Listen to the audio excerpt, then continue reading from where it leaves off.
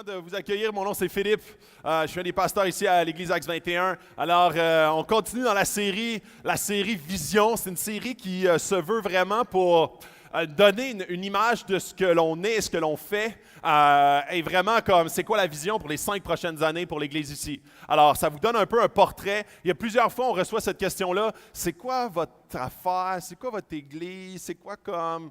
C'est quoi cette affaire-là? Et c'est exactement ce qu'on répond. C'est quoi cette affaire-là? On va vous dire c'est quoi cette affaire-là. Alors, c'est ça. Alors, c'est la série Vision. La semaine dernière, on a vu comment est-ce qu'on pouvait transformer la société. Cette semaine, on est dans la 3e semaine de prendre soin. Donc, dans les 5 grands champs d'action, c'est prendre soin. Alors, juste pour vous donner un peu une idée un peu de ce qu'on fait depuis le départ, pour vous resituer pour les gens, ça fait peut-être la première fois que vous venez. Donc, la première, ça c'est notre mission. Alors, la mission ici de l'Église, c'est nous existons pour que les gens loin de Dieu soient transformés par l'amour de Jésus et que nous soyons tous inspirés à vivre son message d'une façon pertinente pour le 21e siècle. Ce que ça veut dire que l'Église n'est pas faite seulement pour les gens qui ne connaissent pas Jésus ou pour les gens qui connaissent Jésus, elle est faite pour tous ceux qui sont loin de Dieu. Et à certains égards, on est tous loin de Dieu, on veut tous se rapprocher. J'espère être dans 10 ans plus proche de Dieu que maintenant. On est tous dans cette course-là, dans ce périple-là, ce voyage-là de se rapprocher de Dieu. Et on veut ensemble le faire, ce voyage-là. Et on veut tous s'édifier les uns les autres à vivre ce message-là de Jésus d'une façon pertinente pour le 21e siècle. Alors, c'est vraiment la mission. Il y a 2 volets. Il y a vraiment un volet comme on veut être accessible. C'est la raison pour laquelle on le fait ici. Au Théâtre Granada, on le fait avec des moyens d'aujourd'hui, du 21e siècle, la communication du 21e siècle, mais avec la parole, qu'on croit que c'est la parole de Dieu. Ce n'est pas juste un livre parmi tant d'autres. C'est la parole de Dieu. On y croit fermement. Alors, on est dans la 3e semaine. On a vu la première semaine, on a vu se rassembler. Donc, ici, pourquoi est-ce qu'on se rassemble un dimanche matin qui est quasi contre-culturel maintenant au Québec? On le fait parce qu'on croit qu'il y a une puissance là-dedans. Il y a plein de choses qui se passent les dimanches matins. Et j'espère que ce matin, il va se passer quelque chose pour vous. On est ici pour rencontrer Dieu. On est ici pour le voir agir, être à son écoute. Et on ne veut pas que ce soit juste une œuvre humaine. On ne veut pas que ce soit une œuvre humaine qui se passe, mais une œuvre divine. Et la deuxième chose, c'est connecter. Les groupes connexion, Jasmin en a parlé, connecter à travers les groupes connexion pour être en relation plus intime les uns avec les autres. On a vu la semaine dernière transformer la société et aujourd'hui, on reprend avec prendre soin. Alors aujourd'hui, ce que je vais faire avec vous, c'est que je vais passer à travers un passage avec un autre verset de plus, mais c'est un passage. Et vous allez voir comment est-ce qu'on va comprendre un peu mieux c'est quoi le désir de Dieu pour l'Église. Donc, cette vision-là que Dieu a mis sur notre cœur, c'est pas juste un élément qui provient juste de notre inspiration, là. C'est vraiment comment on croit que l'Église, Dieu avait une image pour l'Église saine et extrêmement puissante.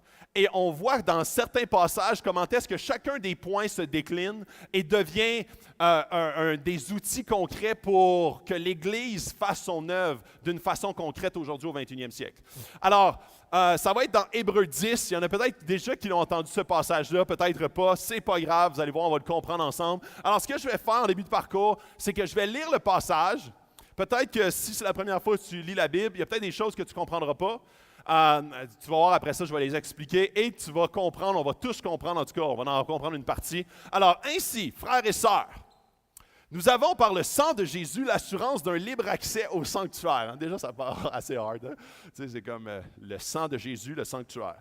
Cette route nouvelle et vivante, il l'a inaugurée pour nous au travers du voile, c'est-à-dire de son propre corps. Hein? En toute simplicité ce matin. Hein? Inquiétez-vous pas, je vais vous l'expliquer, là, OK? De plus, nous avons un souverain prêtre établi sur la maison de Dieu. Approchons-nous donc avec un cœur sincère, une foi inébranlable, le cœur purifié d'une mauvaise conscience et le corps lavé d'une eau pure. Retenons fermement l'espérance que nous proclamons, car celui qui a fait la promesse est fidèle. Veillons les uns sur les autres pour nous inciter à l'amour et à de belles œuvres. N'abandonnons pas notre assemblée, comme certains en ont l'habitude, mais encourageons-nous mutuellement. Faites cela d'autant plus que vous voyez s'approcher le jour. Alors, aujourd'hui, Vous allez voir comment est-ce qu'à travers ce passage-là, je vais traiter 3 points. Comment est-ce que l'Église, et là, il va falloir que je vous en convainc, parce que je sais qu'il y en a plusieurs qui ne sont pas convaincus de cela, comment est-ce que le rôle de l'Église est irremplaçable? Il y a l'aspect de l'irremplaçabilité de l'Église. OK? Et ça, je vais travailler fort là-dessus pour pouvoir vous amener pourquoi est-ce que l'Église est irremplaçable? Son rôle, les uns envers les autres, comment est-ce que son rôle est important? À quoi ça ressemble une Église qui prend soin? Alors ça va être le 2e point. Et finalement, la source ou le secret ou la base ou le fondement d'une Église qui prend soin. Alors, on aime ça, une Église qui prend soin. On aime ça d'emblée, quelqu'un qui prend soin de nous. On aime ça quand quelqu'un dit hey, « moi, j'ai à cœur de prendre soin de toi. » On va vraiment dire « non, va-t'en chez vous, je n'ai pas besoin de ça. » À moins que c'est quelqu'un que tu ne veux pas qu'il prenne soin de toi parce qu'il est accaparant.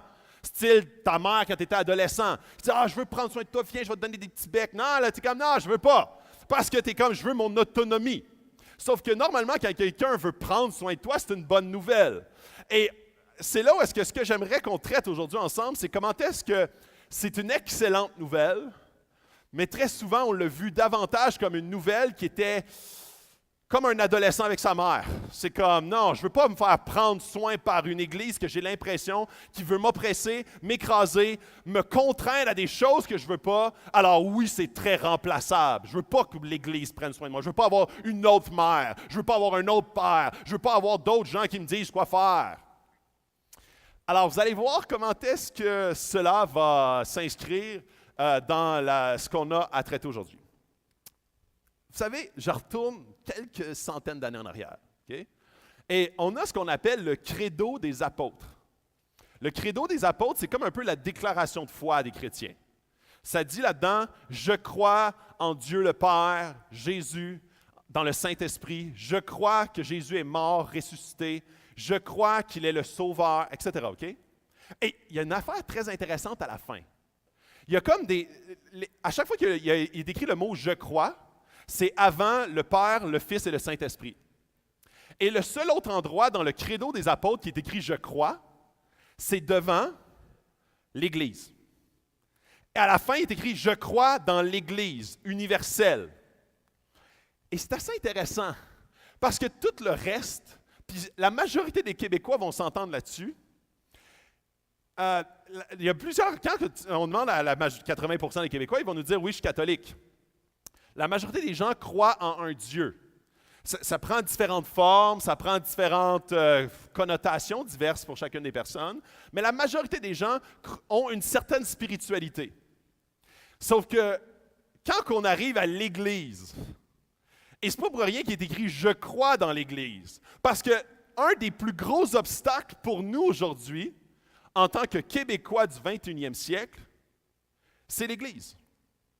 Il y a plusieurs personnes qui, même, sont comme « moi, je crois en Dieu, mais l'Église, plus du tout. J'ai vécu certaines blessures dans l'Église. L'Église, c'est non. » Alors, comme Dieu, oui. La Bible, oui. Comme même des fois, tu sais, puis il y a un de mes amis qui fait baptiser son enfant. Il va à l'Église, il se marie dans une Église, mais comme... Non, je vais aller à l'Église pour ces éléments-là, mais pas pour le restant, là. Pas pour intégrer ça à ma vie, et certainement pas pour y aller un dimanche matin. Alors, j'ai remplacé l'Église qui prend soin par bien d'autres affaires. Et c'est pas pour rien que dans le credo des apôtres, il est écrit « Je crois dans l'Église », parce que c'est un obstacle majeur. Et moi, ce que j'aimerais vous apporter aujourd'hui, c'est comment est-ce que ça fait partie du plan de Dieu, non pas peut-être pas l'Église que tu as connue, mais l'Église. Et c'est là où est-ce que ça prend un pas de foi énorme, parfois même plus grand, de croire dans l'Église et son rôle dans ta vie que de croire en Dieu lui-même. Parce que souvent, tu es à risque de te faire blesser directement par d'autres êtres humains et tu es à risque également de disqualifier Dieu basé sur certaines blessures dans l'Église. Et là, tu fais « OK, Dieu oui, l'Église non ». Sauf que ce qui arrive, c'est que tu es en train de rejeter quelque chose que Dieu a voulu dès le départ avec un rôle très précis dans ta vie. Tu es en train de débarrasser d'un élément extrêmement important dans ta vie de chrétien.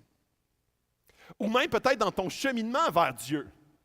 Tu es en train d'apprendre à connaître un Dieu mais tu es en train de l'apprendre selon tes lunettes, très, très limitées. Et c'est là où est-ce que le rôle de l'Église devient extrêmement précieux. Parce que quand tu apprends à connaître Dieu à travers les différentes personnes, les différentes personnalités autour de toi, c'est tellement plus riche parce que l'être humain est à l'image de Dieu. Et quand tu apprends à connaître Dieu seulement à l'image de qui tu es, tu apprends à connaître Dieu avec des mauvaises lunettes, ou plutôt des lunettes qui sont très, très limitées. Alors, dans l'Église, il y a vraiment un élément qui... Pourquoi est-ce qu'on dit l'irremplaçabilité de l'Église qui prend soin? Puis là, je reviens dans le texte, OK? N'abandonnons pas notre assemblée, comme certains en ont l'habitude, mais encourageons-nous mutuellement. Assemblée. Pour plusieurs d'entre nous, ce mot-là désigne comme juste un groupe de personnes qui viennent dans un endroit donné pour écouter quelqu'un parler. Une assemblée des actionnaires, une assemblée de la ville, tu sais, comme des citoyens, c'est une assemblée. Sauf que le mot original pour ça désigne une communauté, ou plutôt une congrégation. Et ça a l'air des vieux mots, là, mais je vais vous l'expliquer qu'est-ce que ça veut dire, ça. Ça veut dire que c'est beaucoup, comme, quand on parle d'une assemblée comme nous, on sous-entend comme une assemblée de gens qui viennent juste écouter quelqu'un parler, qui n'ont pas de lien entre eux, on appelle ça une agrégation. Un ensemble de gens qui écoutent quelqu'un parler, mais qui n'ont pas de lien ensemble. Une congrégation, une communauté, il y a une mutualité qui est impliquée là-dedans. Ça veut dire qu'il y a vraiment une intimité entre les gens et c'est là où est-ce que c'est très... Tu peux venir à l'Église, mais sans goûter à l'Église. Tu peux venir t'asseoir un dimanche matin, dire « je vais à l'Église », mais de ne pas vraiment aller à l'Église. Parce que d'aller à l'assemblée, d'aller à la communauté, à la congrégation, ça veut dire, ça, ces gens-là, c'est ma famille, c'est mes frères et sœurs. Et des fois, c'est difficile, je l'entends, là, à 400-500 personnes, c'est pas évident. Sauf que c'est là où est-ce que quand Jasmine nous parlait des groupes connexion, c'est là où est-ce que, avec certaines personnes dans cette église-là, tu vas avoir des liens plus intimes et plus mutuels pour t'aider à quelque chose de très précis que je vais aborder tantôt. Et j'ai souvent entendu ce verset-là utilisé dans le contexte d'un pasteur qui disait « N'abandonnez pas, dans le fond, n'abandonnez pas votre assemblée. » Dans le sens, venez à l'église puis partez pas. Mais ce n'est pas le but de ce passage-là. Le but n'est pas de te rendre coupable de quelque chose que tu crois de moins en moins pour X raisons. Le but de ce passage-là n'est pas de mettre un poids sur un manque de vision, un manque de mission, une église qui n'est plus pertinente. Ce n'est pas de mettre un poids pour dire « Non, regarde, c'est pas correct de partir ». Le but de l'Église a toujours été, puis l'Église, ce n'est pas juste des petites... Tu sais, comme quand on parle d'une Église, souvent on parle de comme les gens ici, mais ce n'est pas les gens ici. L'Église, c'est tous les chrétiens du monde. Alors, quand Jésus donne la mission à l'Église, faite de toutes les nations des disciples, ça, c'est la mission de l'Église. Des fois, on est comme, puis par insécurité, des fois, on va prêcher ce verset-là en disant « Sortez pas d'ici ». On n'a plus vraiment de mission, on n'a plus vraiment de vision, on est centré sur nous, mais partez pas d'ici, parce que sinon on va mourir. Donc la mission de l'Église est la survie plutôt que d'accomplir la mission. Alors ce verset-là n'est pas pour enchaîner des chrétiens à quelque chose qui n'est pas la mission de l'Église. Vous comprenez ce que je veux dire? Alors ce verset-là, il ne faut pas le comprendre comme une limitation, mais comme un appel à quelque chose d'extraordinaire. Alors, ici, ce qu'on dit, c'est n'abandonnez pas votre communauté, votre collectivité. Et même, on pourrait dire comme n'abandonnez pas ou commencez à pratiquer la communauté. Commencez à pratiquer la famille. Commencez à pratiquer d'être en mutualité rapprochée. Parce qu'il y a des grands avantages à cela que je vais traiter plus loin. Alors, je continue. Veillons les uns sur les autres pour nous inciter à l'amour et à de belles œuvres. Et là, c'est là où est-ce qu'on va avoir comme une tonne de choses qui vont s'inscrire dans ce petit bout de phrase-là, qui va amener un équilibre sur c'est quoi ça, cette affaire-là de l'Assemblée ou de l'Église. C.S. Lewis, un auteur que j'aime beaucoup, qui a écrit les Chroniques de Narnia, c'est comme un journaliste, un écrivain, un auteur, un chrétien. Mais il a un point de vue souvent extrêmement judicieux, très analytique. Et il dit ceci, Jésus nous transforme à travers toutes sortes de manières, mais par-dessus tout, il travaille sur nous à travers les autres. Nous sommes un reflet de Christ pour les autres. Et ça, c'est le but. Quand on parle d'une Église qui prend soin, c'est qu'une Église qui prend soin, c'est une Église qui vit en relation, premièrement, les uns avec les autres. Ce n'est pas juste de venir, s'asseoir, écouter et partir. Une Église qui prend soin, ça commence pas juste, puis comme des fois on a souvent l'impression, on a comme le réflexe de dire, OK, une Église qui prend soin. Genre, le fardeau repose sur l'Église, cette affaire-là, il va prendre soin. Alors, qu'est-ce que vous allez me donner? Comme en anglais, on dit « What's in it for me? » Qu'est-ce qu'il y a là-dedans pour moi? Qu'est-ce que j'ai à gagner dans cette Église-là qui va prendre soin de moi? Sauf que le message et le verset s'adressent à l'Église. Donc, souvent, on a une vision très hiérarchique de l'Église. Style, comme une compagnie. Il y a des employés, puis il y a le PDG. Donc, le PDG va dire aux employés quoi faire. Sauf que dans l'Église, ce n'est pas du tout ça. C'est une confrérie. Il n'y a pas de papa dans l'Église, à part Dieu. Donc, quand on pense que le pasteur, c'est le papa, ce n'est pas la vérité. C'est un frère comme vous, c'est un frère et sœur dans l'Église, on est tous égaux. Alors, c'est là où est-ce que quand le passage s'adresse à l'Église, c'est toutes nous autres. C'est pas comme les gestionnaires de l'Église sont appelés à prendre soin de l'Église. C'est pas comme, OK, les big shots sont appelés à comme faire. C'est l'Église est appelée à prendre soin des uns des autres. OK, fait que là, on va comme y aller un peu plus pratiquement, OK? Parce que vous ne sortirez pas d'ici juste avec la théorie, c'est pas vrai. Là. John Wesley dit, la Bible ne parle jamais d'une religion solitaire. Alors, enlève-toi ça d'idée, ça n'existe pas, ça. Une religion solitaire dans ton sous-sol, à lire la Bible, c'est pas la pensée de Dieu avec une relation avec toi. Parce que l'Église fait partie intégrale et centrale de la vision de Dieu pour chacun des gens qui connaissent Dieu. Donc, quelqu'un qui dit « j'ai été blessé, je me retire », il va entretenir une fausse pensée de Dieu et Dieu va vouloir le guérir. Mais très souvent, il va vouloir le pousser vers les frères et sœurs pour qu'il soit guéri. Et c'est là où est-ce que la communauté est un moyen extrêmement puissant pour amener la guérison dans ta vie.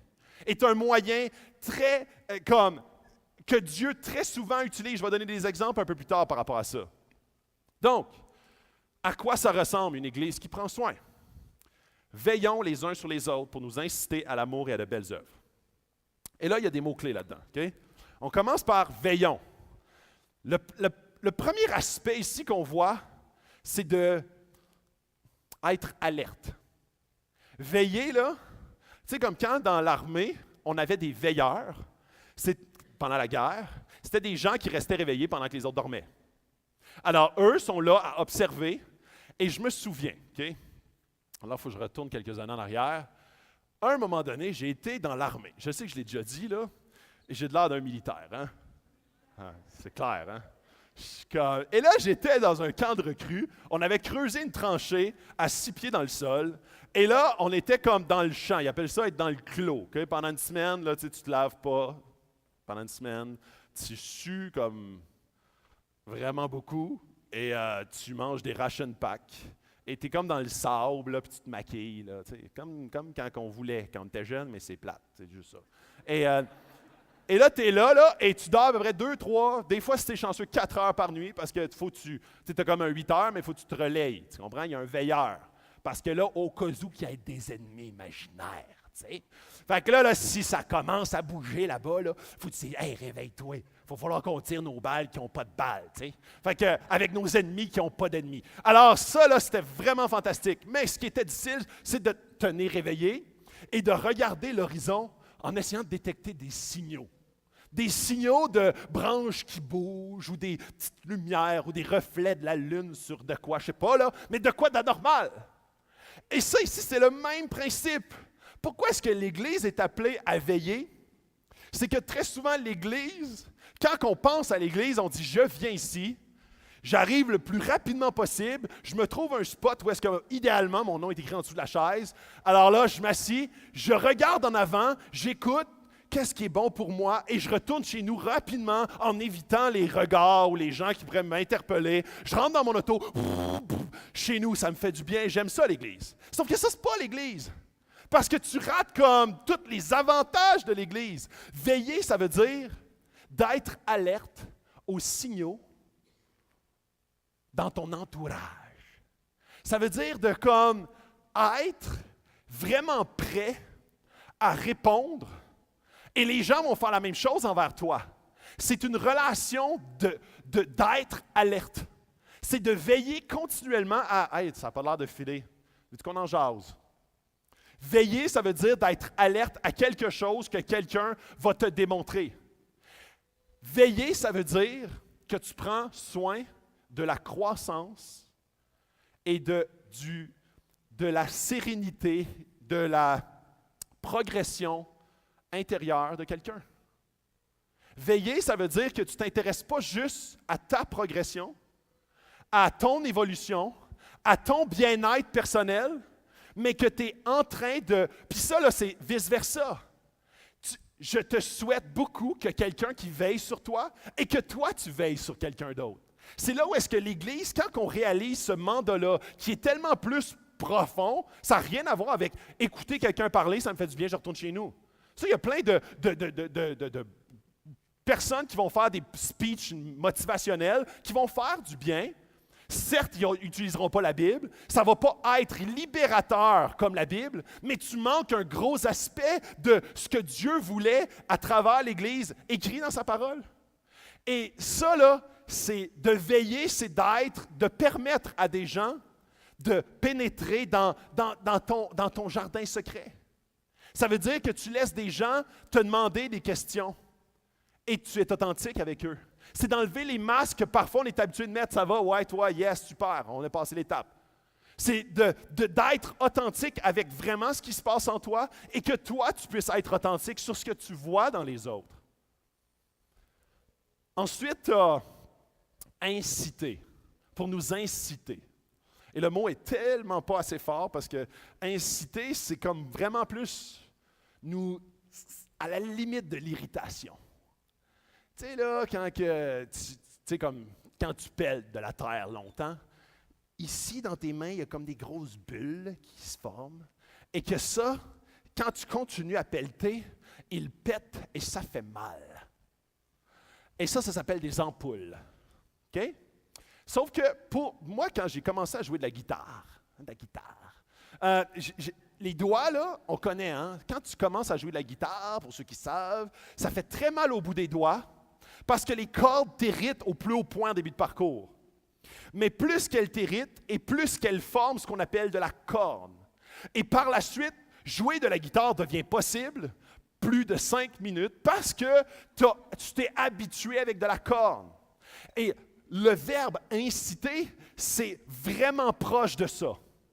On ne veut pas juste comme être des gens qui veillent les uns sur les autres pour se taper dans le dos. Mais des fois, ça va être aussi pour se gratter un peu. D'enlever ce qui pue dans nos plaies. Ah, c'est belle image, ça. C'est inciter, là, c'est à la limite de la confrontation. C'est l'exhortation. C'est parce que si tu as juste des gens qui vont juste comme veiller sur toi, juste pour t'encourager positivement, c'est souvent ils ne seront pas authentiques et ils ne te diront pas la vérité sur ce qui se passe dans ta vie. Donc, tu peux avoir beaucoup de gens qui te font des beaux sourires autour de toi, mais s'il n'y a personne qui a accès à ton cœur pour vraiment dire, pas ce que tu veux entendre, mais ce que tu as besoin d'entendre, tu es en train de devenir comme un vieux couteau de cuisine mal aiguisé. Tu es en train de devenir une main qui joue de la guitare, pas de corne. Tu es en train de juste te complaire à quelque chose qui n'est pas la réalité. Il y a un verset que je trouve super intéressant qui est un petit... J'y arrive. J'y arrive bientôt. Il était loin, en fin de compte. OK. Voici comment nous avons connu l'amour. Christ a donné sa vie pour nous. Nous aussi, nous devons donner notre vie pour les frères et sœurs. Si quelqu'un qui possède les biens de ce monde voit son frère dans le besoin et lui ferme son cœur, comment l'amour de Dieu peut-il demeurer en lui? Petits enfants, n'aimons pas en parole et avec la langue, mais en acte et en vérité. Ce qu'il est en train d'appeler, c'est qu'il est en train d'appeler les gens à ne pas juste comme dire des belles paroles. Quand on aime en vérité, on va dire réellement ce qui se passe, mais par amour pour l'autre.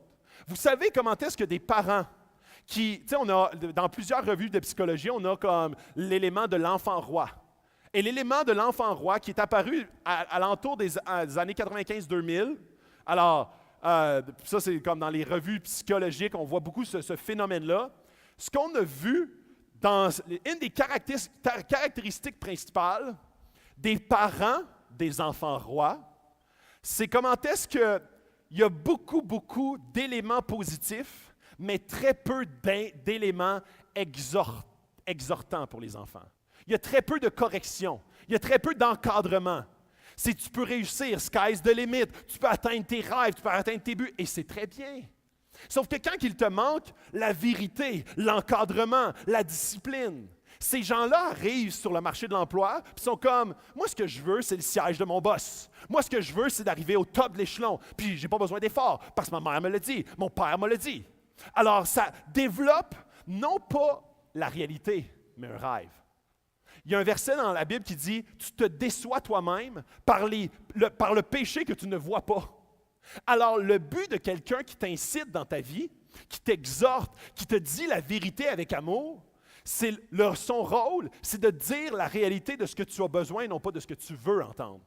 La plupart du temps, l'élément qui va t'amener la mort dans ta vie, puis je ne parle pas de la mort physique, je parle de la mort spirituelle, parfois la mort physique, mais les péchés qui t'amènent vers la mort spirituelle, qui amènent ton couple vers la dérive, qui amène ta sexualité vers la dérive, qui amène ton matérialisme ou ta poursuite de l'argent vers la dérive, qui amène littéralement la mort de certains éléments dans ta vie, c'est souvent les éléments que tu vas justifier comme étant bons. C'est souvent les éléments que tu penses avoir besoin et que tu aimerais que ça soit ça que tu as besoin, mais dans le fond, ce n'est pas du tout ça ton besoin. Et Dieu le sait. Et souvent, il utilise l'Église, il utilise les frères et sœurs, il utilise l'Assemblée, la mutualité, les gens autour de toi qui te connaissent très bien, ils connaissent ton cœur, ils connaissent tes défis, ils connaissent les choses qui autour de toi te font chuter pour te les dire. Non pas parce qu'ils veulent t'écraser, mais parce qu'ils veulent que tu t'épanouisses. Et c'est là où est-ce que la force de l'Église, c'est d'être capable de se dire les vraies choses avec amour pour vouloir les attirer à quelque chose de très précis. Alors, la citation que je voulais vous montrer, lorsque nous sommes en relation significative les uns avec les autres, et ça c'est vraiment la communauté, la mutualité, nous apportons chacun une perspective et une expérience unique à notre connaissance de l'amour de Christ. Une personne a été sauvée d'une addiction menaçante. Un autre a été amené à Christ à travers de profondes souffrances. Encore un autre a été soutenu par la grâce de Dieu dans un mariage difficile. La liste continue et continue. Quand nous nous réunissons pour partager nos histoires, nous voyons un aspect différent du diamant qui est l'amour de Christ envers chacun. Et ça, c'est plus dans l'épreuve. Ça vient d'un livre que Tim Lane a écrit par rapport aux épreuves dans la vie. Et comment est-ce que l'Église est un support quand tu vis des épreuves. Non pas juste pour dire « Ah, une perdue, 10 retrouvés. Yes, let's go, mon chum. Hey, ça va aller mieux demain. » Tu sais, comme des phrases vides là, que tu sais qui ne sont pas la vérité, mais sont là pour t'édifier vers la vérité, t'édifier vers quelque chose qui... Pas nécessairement ce que tu veux, mais ce que tu as besoin. Toujours basé sur la vérité. Parce que c'est toujours plus facile de mettre un beau sourire à quelqu'un que d'être authentique et vrai avec lui. Le secret de la source maintenant.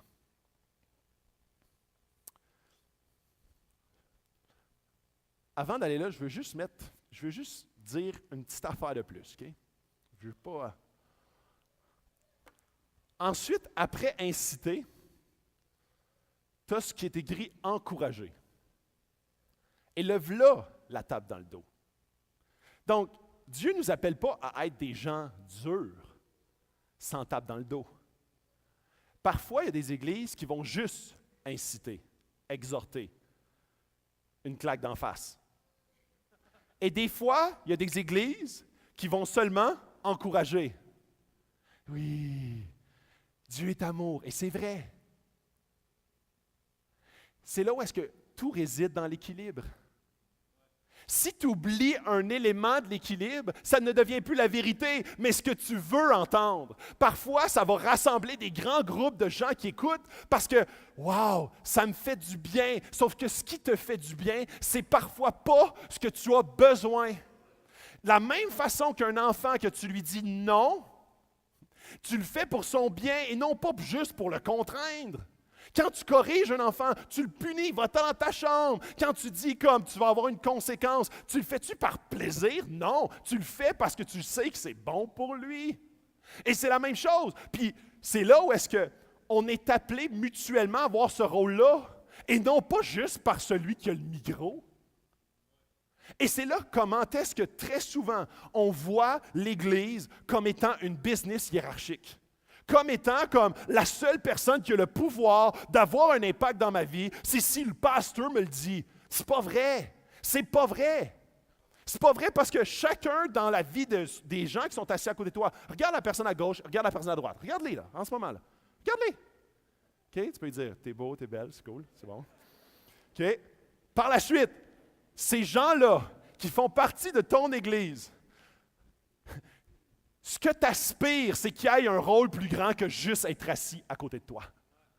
Et je te le dis, là, c'est une grande nouvelle.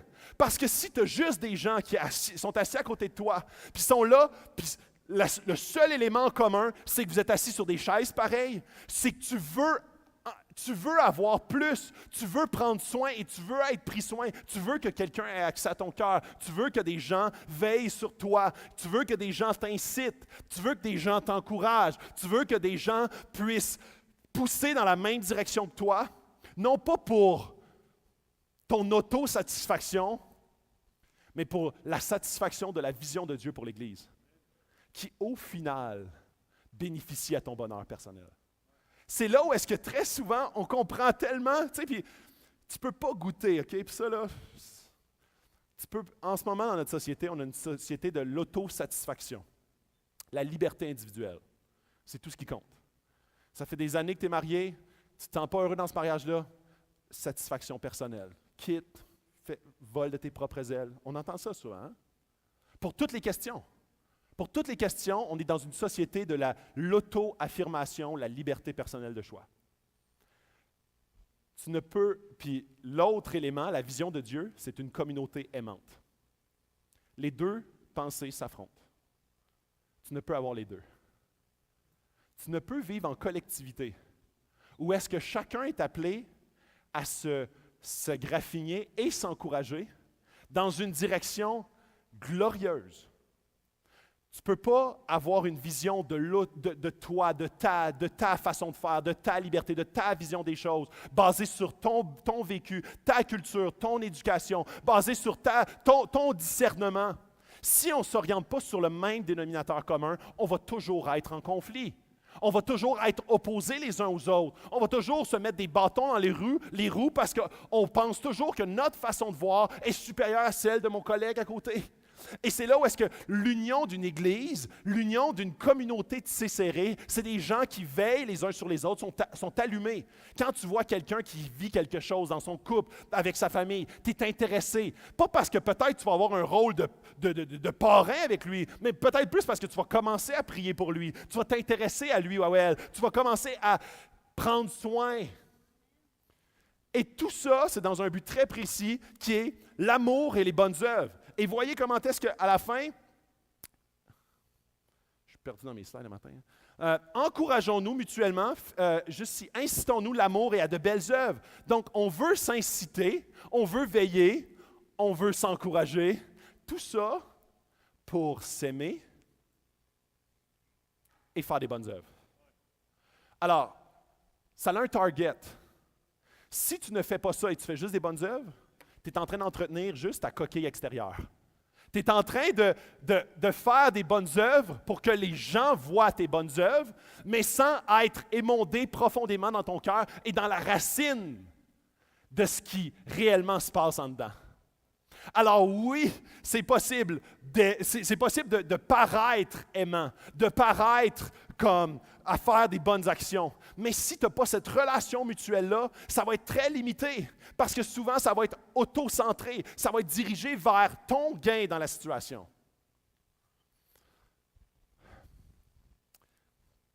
Je vais avancer. Alors, le secret de la source. Et c'est le dernier point, c'est comment est-ce qu'il y a une source qui est très précise. Et au début, vous aviez comme beaucoup de mots qui étaient compliqués dans ce que je vous ai comme lu comme verset.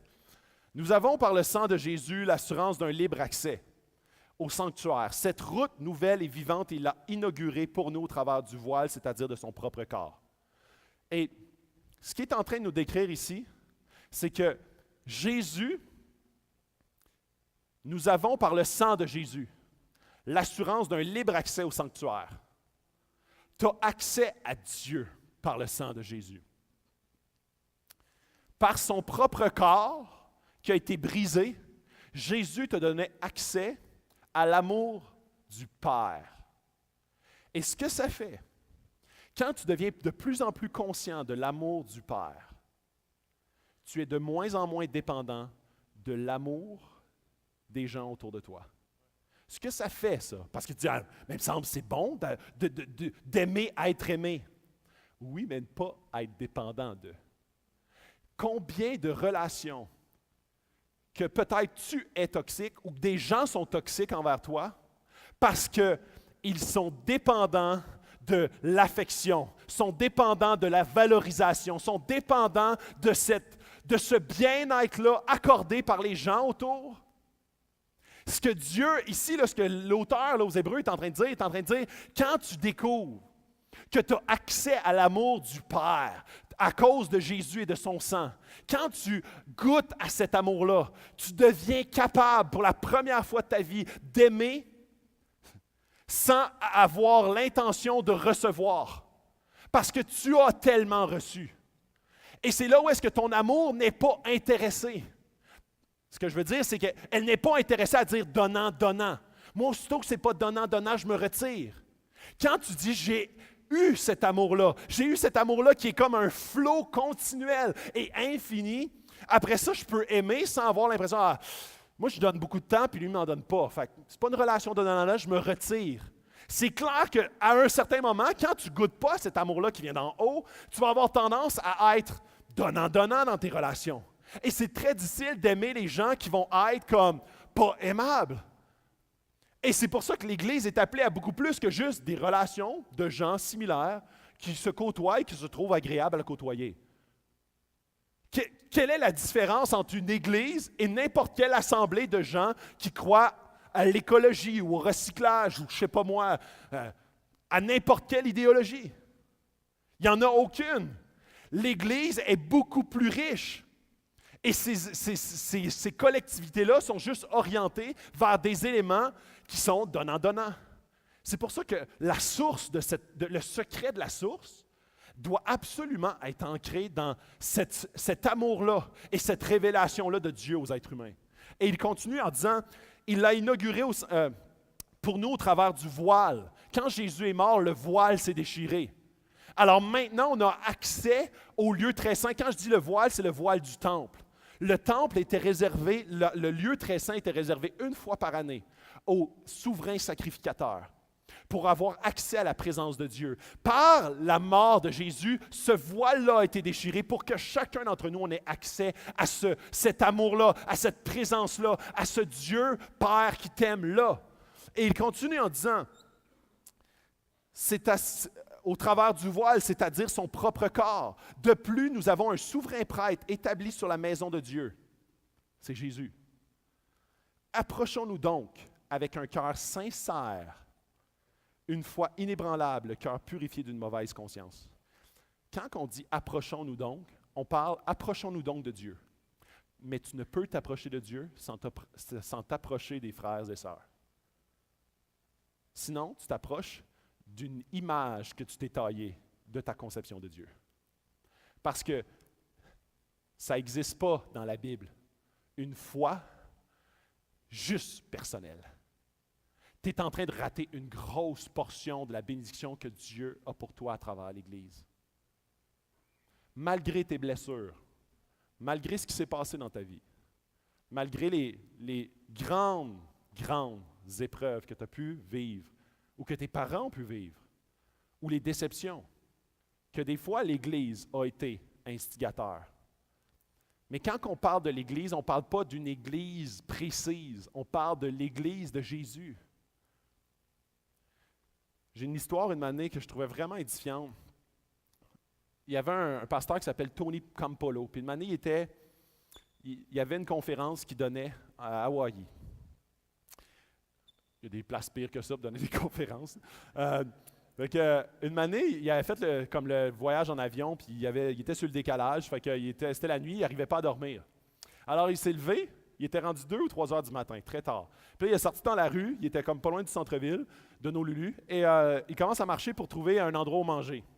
Et là, il trouve une petite bénérie, vraiment là, comme une petite bénérie, là. Il est 2-3 heures du matin, là.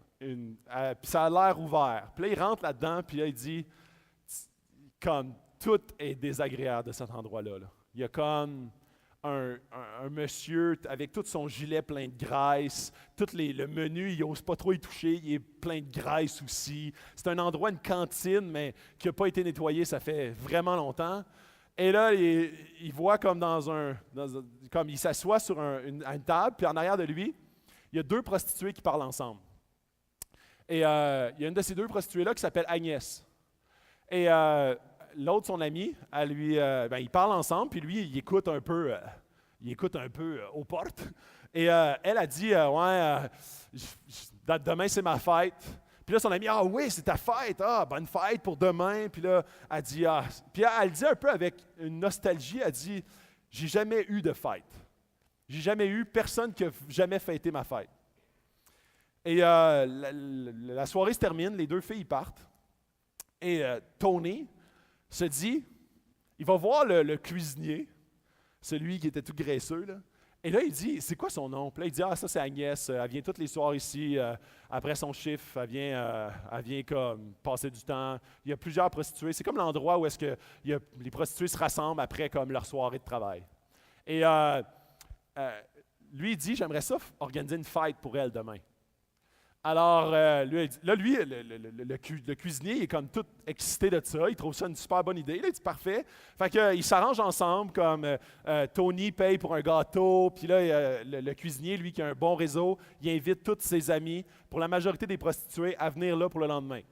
Alors, Tony arrive à 2 heures du matin, la soirée d'après, décore la salle avec l'aide de certains, avec le cuisinier et d'autres personnes, décore la salle de façon assez courte, pas de façon extravagante, là, un minimum de décoration. Et là, c'est bondé de monde. C'est une petite place. Il doit y avoir 20-25 personnes. Et là, il a acheté un gâteau. Et là, Agnès fait son entrée. Et tout le monde dit « Bonne fête, Agnès! » Puis là, il chante « Bonne fête! Happy birthday! » Et là, Agnès, elle voit le gâteau et elle se met à pleurer. Elle se met à pleurer. Et là, il y a un petit malaise. Là, fait que là, Agnès a dit, est-ce que je peux amener le gâteau pour le montrer à ma mère? Fait qu'elle a dit, j'aimerais ne pas le couper. Puis Tony dit, c'est ton gâteau, fais ce que tu veux. Fait que là, elle part, elle prend le gâteau puis elle s'en va. Alors là, Tony, il y a comme un petit silence, comme ça, de mort. Puis là, il y a eu comme, puis là, il dit ça, il dit, c'était peut-être pas la meilleure idée, là, après coup, mais là, je dis, bon, on va prier pour Agnès. Fait que là, il se met à prier, OK? Il se met à prier pour Agnès. Il dit il prie une prière qui ne se souvenait pas trop, mais il dit comme que tu puisses prendre soin d'elle, puis que tu puisses comme faire en sorte qu'elle te rencontre. Amen. Et là, Agnès revient 10-15 minutes plus tard. Pendant que. Puis là, dans le fond, le cuisinier est un peu mal à l'aise parce qu'il dit je ne savais pas que tu étais un prédicateur, je pensais pas que tu étais un pasteur.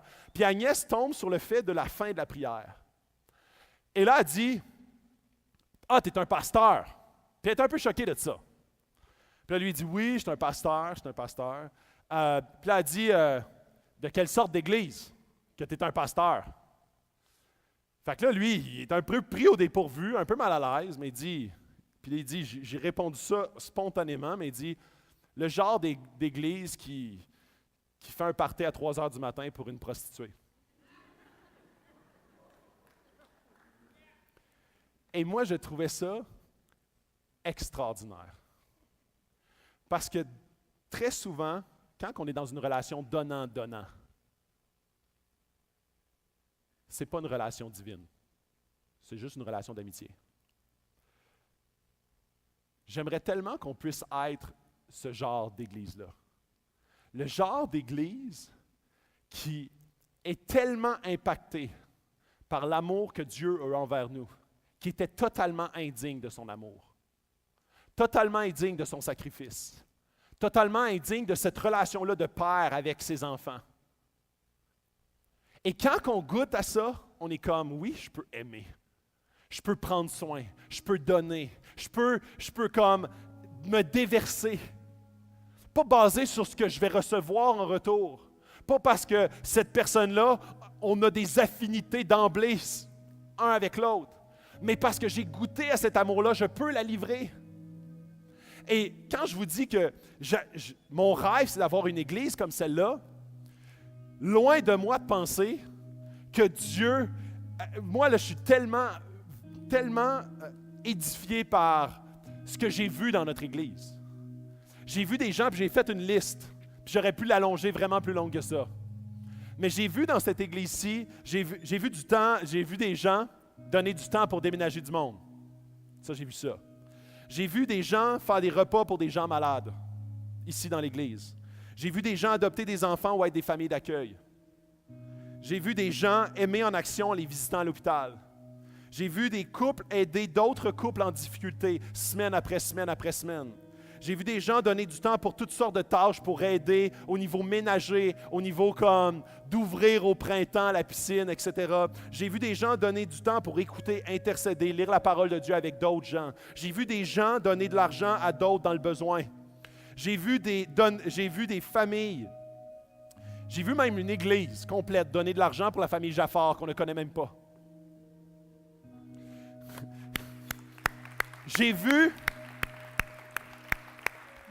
vu à Noël des repas à être achetés par centaines pour des gens qui n'ont pas de Noël en famille et les recevoir ici pour les manger avec eux et avoir un Noël avec eux. Donc, ce n'est pas parce que je n'ai pas vu, mais ce que j'aspire, c'est qu'on soit toujours plus nourri par cette source d'amour-là que Dieu est pour de plus en plus être en relation intime avec les gens autour de nous. On veut voir de plus en plus, pas parce qu'on veut juste faire des bonnes actions, vides, mais des bonnes actions poussées, inspirées par l'amour de Jésus envers nous. Et cet amour-là qui nous habite, on veut s'intéresser à la personne qui est assise à côté de nous, pas juste quand on la croise, pas juste parce qu'elle est assise à côté de nous, mais à son vécu, à ce qu'elle vit, à ses défis, à même ses péchés qu'elle ne veut pas voir et qu'éventuellement je vais être positionné pour l'amener à l'inciter, à l'encourager, l'exhorter, mais aussi l'encourager et l'aimer. C'est là où est-ce qu'en tant qu'Église, on doit avoir cet équilibre-là. L'équilibre d'être, oui, exhortant, mais aussi encourageant. On veut dire la vérité, mais on veut aimer. On ne veut pas être centré sur ce que nous, ça peut nous redonner, mais sur ce que Dieu nous a donné pour qu'on puisse être en mesure de donner. Et c'est là où est-ce que ça se fait comme par plein de moyens. Vous pouvez le faire à l'intérieur d'un groupe connexion, mais ce n'est pas le seul moyen. Je le sais que pour certaines personnes, c'est impossible de participer à un groupe connexion à cause de la famille, de la routine. C'est difficile de mettre un soir semaine dans notre horaire de plus. Mais vous pouvez le faire avec une personne dans l'Église. Priez que Dieu vous mette à cœur des gens à veiller dessus. Vous savez, on est tous appelés à faire des disciples. Pas juste ceux qui ont un rôle de leader officiel. Comme dans une famille, c'est ça qui est beau. Même dans les grandes familles, anciennement, on le voyait beaucoup plus. On voyait comme une famille de 10 enfants. Quand le plus jeune qui naissait, la plus vieille ou le plus vieux avait comme 14, 15 ans, il s'occupait des plus jeunes. Est-ce que nécessairement l'enfant de 15, 14 ans devait attendre d'être un adulte pour prendre soin de son plus jeune frère? Non.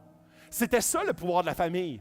Donc, si tu viens de rencontrer Jésus, tu t'es fait baptiser l'année passée, tu es en mesure de prendre soin d'autres. Tu es en mesure de prendre soin d'autres, même quand tu es en cheminement vers Dieu. Parce que on veut être déjà inspiré par cet amour-là que Dieu déverse envers toi. Tu veux comme parler à d'autres de ce cheminement-là que tu vis. Tu veux que d'autres prient pour toi et toi, tu veux prier pour eux. Tu veux être en route vers ce Dieu-là qui est aimant et qui va te remplir ta tank à gaz d'amour et de désir de prendre soin des gens autour de toi d'une façon continuelle. Donc, il faut qu'on soit inspiré à vouloir être une Église de plus en plus qui prend soin. Pas juste qui se rassemble pour se rassembler, mais qui se rassemble pour former une communauté tissée serrée. Une communauté qui, dans les moments les plus difficiles, on va avoir un réseau. Dans les moments les plus joyeux, on va avoir un réseau pour se réjouir également, pour faire la fête. On veut avoir cette famille-là qui fait partie du plan de Dieu pour venir creuser au bon endroit dans nos cœurs, pour devenir de plus en plus semblable à qui il est. Dietrich Bonhoeffer, un théologien des années 50, disait « Notre communauté les uns avec les autres consiste uniquement dans un reflet de ce que le Christ a fait pour chacun de nous. » Et plus qu'on se rend compte de cette réalité-là, plus qu'on se rend compte que le fait de prendre soin ne dépend pas de si je suis une bonne personne ou non, dépend de comment est-ce que je découvre l'amour de Jésus pour moi. Et ça change vraiment la donne. Parce que si tu n'as pas le goût ce matin de prendre soin de quelqu'un, ça ne sera pas avec un coup de fouet supplémentaire puis un peu plus un once de culpabilité que je vais dire ce matin que ça va t'inciter à. C'est en découvrant l'amour de Jésus davantage pour toi. Et plus que tu découvres ça, et plus que tu veux prendre soin, tu veux être à l'image de Jésus, ton Sauveur. J'aimerais qu'on prenne un temps de prière. J'aimerais qu'on prenne un temps de prière parce que c'est pas facile d'être une Église qui prend soin parce que ça vient impacter notre confort personnel. Ça vient impacter notre petite coquille. Et tantôt, je disais que si on ne rentre pas là-dedans, si on ne comprend pas l'importance d'eux, on devient comme des vieux couteaux de cuisine pas aiguisés. Et c'est clair que la stérilité d'une Église qui ne prend pas soin du cœur de chacun d'entre nous, si on ne prend pas soin du cœur de chacun des gens autour de nous, on devient comme des couteaux qui ne servent plus ou peu à quelque chose dans une cuisine. Ils sont même dangereux. Savez-vous, dans les églises, la majorité du temps, les blessures sont occasionnées par un manque de prendre soin. On est plus intéressé par un comportement extérieur que par un changement de cœur intérieur. On oblige une transformation extérieure sans favoriser la transformation intérieure. On a un ensemble de règles extérieures sans la source de la puissance de l'amour de Jésus comme fondement primaire.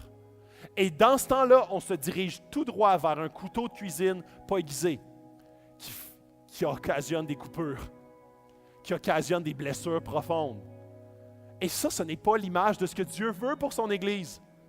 Dieu veut une Église qui le ressemble, une communauté de croyants unis, qui ont à cœur les gens loin de Dieu, et on fait partie de ces gens-là qui sont loin de Dieu, qui veulent toujours se rapprocher de Dieu. Et de façon pratique, comment vois-tu l'Église ce matin? C'est quoi, pour toi, l'Église? Est-ce que c'est un show du dimanche matin? Ou c'est une communauté, une famille qui, oui, c'est déstabilisant de dire, je pense que je suis appelé à rentrer dans cette famille-là. Commence maintenant. Tu n'as pas besoin de joindre un titre, mais tu peux commencer à prier pour que Dieu te mette à cœur des gens.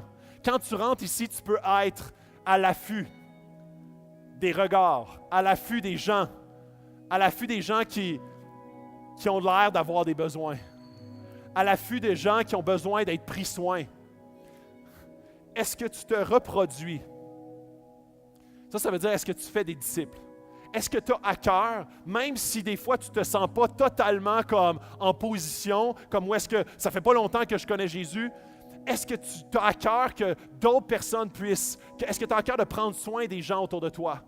Est-ce que tu as à cœur de prier pour les gens autour de toi? Est-ce que tu cherches à aider, à aimer, à prendre soin?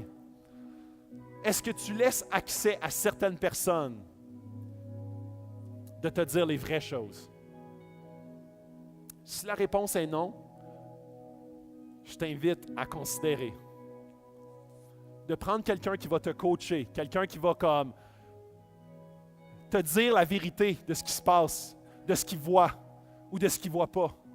Quelqu'un qui va être positionné pour te gratter où est-ce que ça fait mal, mais aussi pour t'encourager quand tu es découragé. Quelqu'un qui va vraiment avoir un rôle où est-ce que, oui, vous pouvez avoir un rôle mutuel, mais parfois ça va être juste un mentor.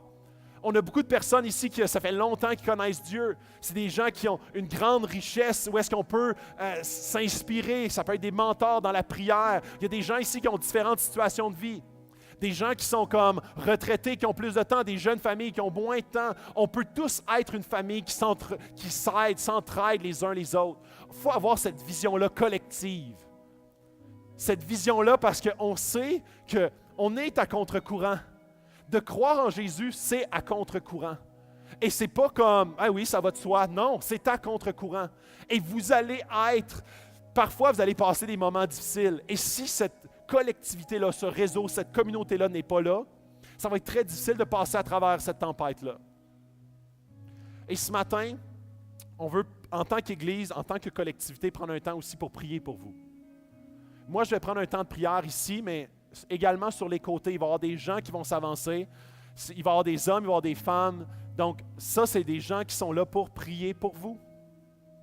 Parfois, vous n'avez pas de groupe connexion, vous n'avez personne qui a accès à votre cœur. C'est un bon moment pour aller leur demander, « Peux-tu prier pour moi? » Je ne connais pas beaucoup de gens ici dans l'Église, mais j'ai besoin de prière. Je passe un temps difficile, je vis une épreuve, je vis des conflits, je vis de la rancune, je vis, etc.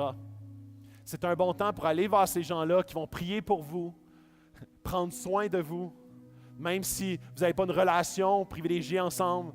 On veut ça, en Église, on va le refaire. On va le refaire de façon courante, une fois ou 3 semaines, une fois par mois. On veut prendre un temps pour prier pour les gens dans l'Église. Et ça, je sais que c'est toujours plus intimidant pour les hommes. Hein, les hommes? Ah, pas besoin de prière, moi, là. Je suis un mâle dominant.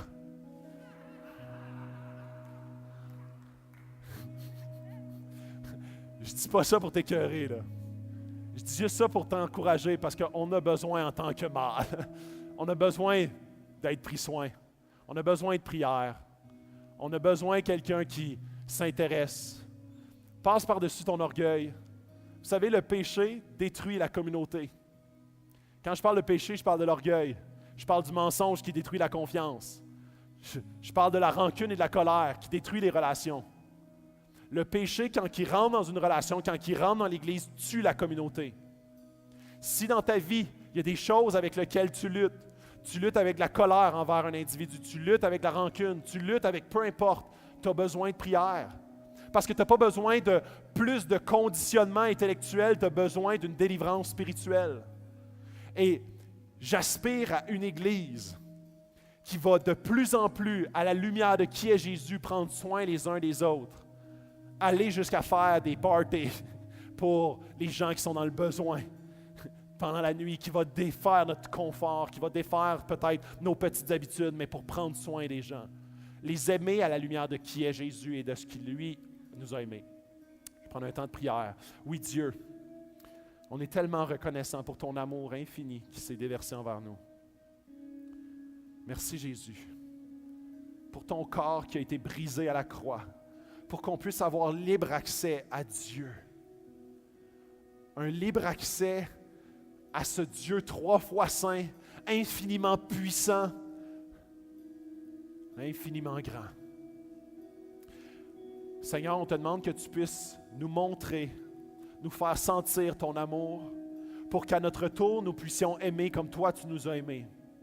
Qu'on puisse être tellement impacté par ce que tu as fait, qu'on a le goût de s'exhorter, s'encourager à l'amour et aux bonnes œuvres, à l'amour des gens qui ne sont pas aimables et aux bonnes œuvres, des bonnes œuvres qu'on n'aurait pas le goût de faire autrement que si on découvre à quel point toi, tu as fait la bonne œuvre, celle de mourir pour chacun des êtres humains qui étaient pécheurs et indignes de toi, mais que par amour infini pour eux, tu as donné ta vie et tu es ressuscité.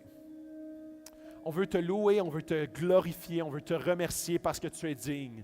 On veut, Seigneur, t'élever au plus haut point parce que tu es notre Dieu et on veut t'adorer.